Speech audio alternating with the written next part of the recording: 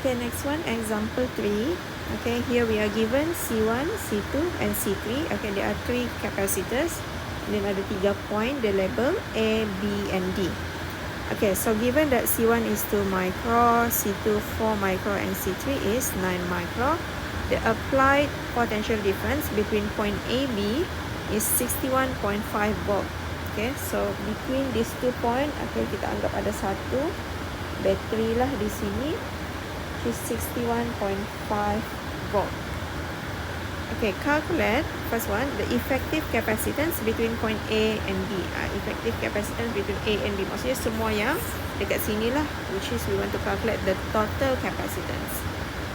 Okay, sometimes they use equivalent capacitance, sometimes they use effective capacitance, which is the same thing as total capacitance. So as you can see here, okay, C1, C2, C3, okay, these are the combination of the circuit.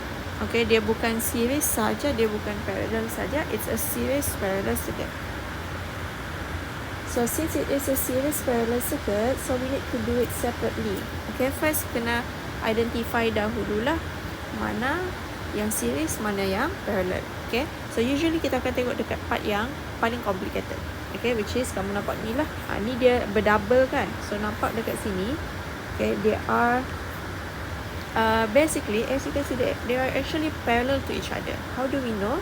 Okay, sebab satu, kamu nampak di sini dia ada simpang 3, so they have junction. Since they have junction, meaning that these two are connected in parallel. So we know that C1, C2, they are connected in parallel. Maksudnya kita simplify dua ni dahulu. Okay, find the total for C1 and C2 first. Guna formula C12 equal to C1 plus C2, which is equal to 2 micro plus 4 micro. Then you will get 6 micro. And then lepas kita sudah gabung C1 and 2, so kita akan ada a new circuit. Okay, a simplified version. Okay, so sini point A, sini B, sini D kan. Okay, so dua ni kita sudah gabung, so dia jadi satu lah. So ini adalah C12, which is equal to 6 micro. So ini adalah C3. So as you can see here, C12 and C3, okay, kalau nampak dia punya line ni satu line sahaja, there is no junction, meaning that they are connected in series. So tinggal dua ni sahaja, meaning that this is the total capacitance. So gunakan formula C12 and C3, they are in series. So 1 over effective capacitance equal to 1 over C12 plus 1 over C3, 1 over C12 yang kamu kira tadi, and then C3 is 9 micro. So effective capacitance equal to 3.6 microfarad. Okay, again jangan lupa ini adalah 1 over, this one adalah 1 over, sorry. Okay, this one adalah 1 over. So 1 over, jangan lupa sudah kira ni, bahagikan lagi lah. Okay, now that we have effective capacitance, next one we want to calculate the charge on each capacitor. Okay, so charge on each capacitor, we want to find Q1, Q2 and Q3. Okay, so since soalan ni, okay, dia adalah gabungan kan, a combination of series and parallel. Okay, what we need to do first, kira total dulu. Apa-apa pun bila dia combine, mesti kira total dahulu. So we want to find total first. Total capacitance, total charge equal to total capacitance times total potential difference, total voltage potential difference lah, 3.6 micro darab dengan 61.5. So dapatlah total charge 2.21 exponent negative 4 coulomb. Okay, so lepas kita kita dapat total charge, okay, kita berbalik kepada konsep. Kita tahu charge dia akan sama. Charge will be the same if they are in series. Okay, and then voltage ataupun potential difference are the same when they are in parallel circuit. Okay, so tengok balik the latest circuit that we draw. Okay, bila kita sudah gabung ini kan, so this is in series. Maksudnya Q12 and Q3 adalah sama sebab dia series kan. So Q12 akan sama dengan Q3 sama dengan Q total.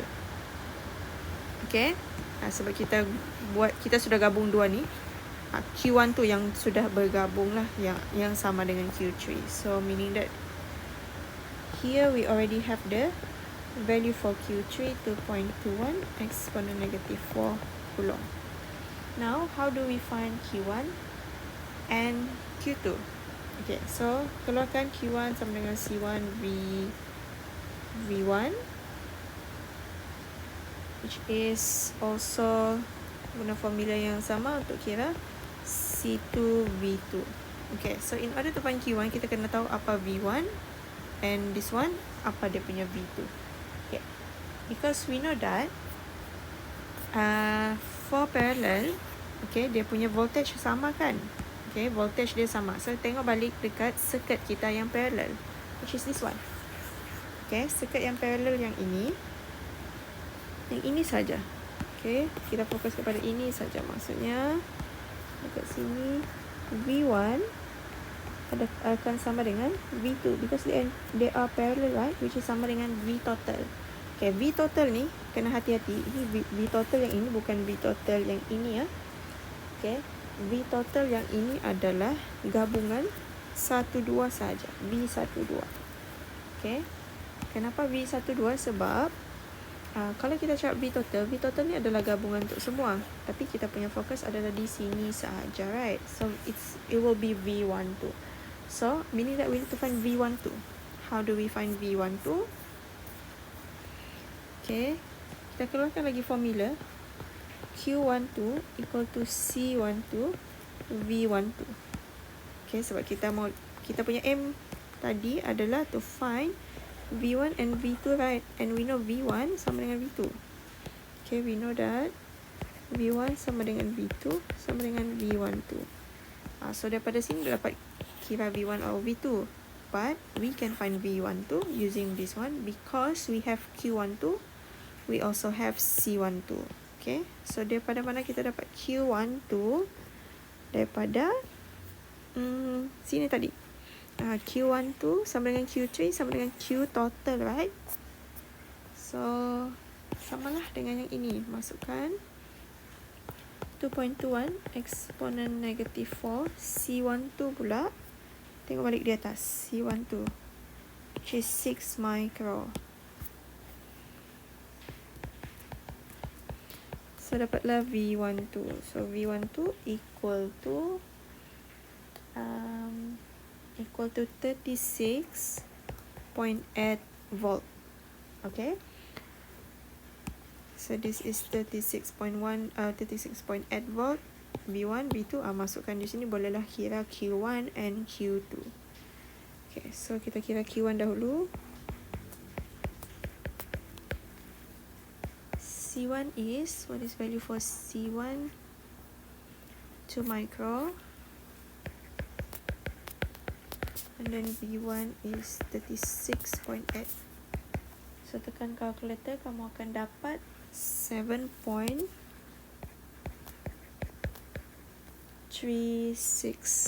exponent negative 5 coulomb. And then Q2 guna formula yang sama, which is C2 adalah what is C2? 4 micro, and then times with V2, and then you will get it is equal to 1.47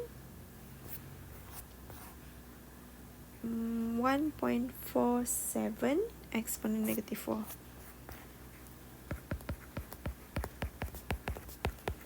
coulomb. Okay, so that's how you find the charge for a combination of the circuit.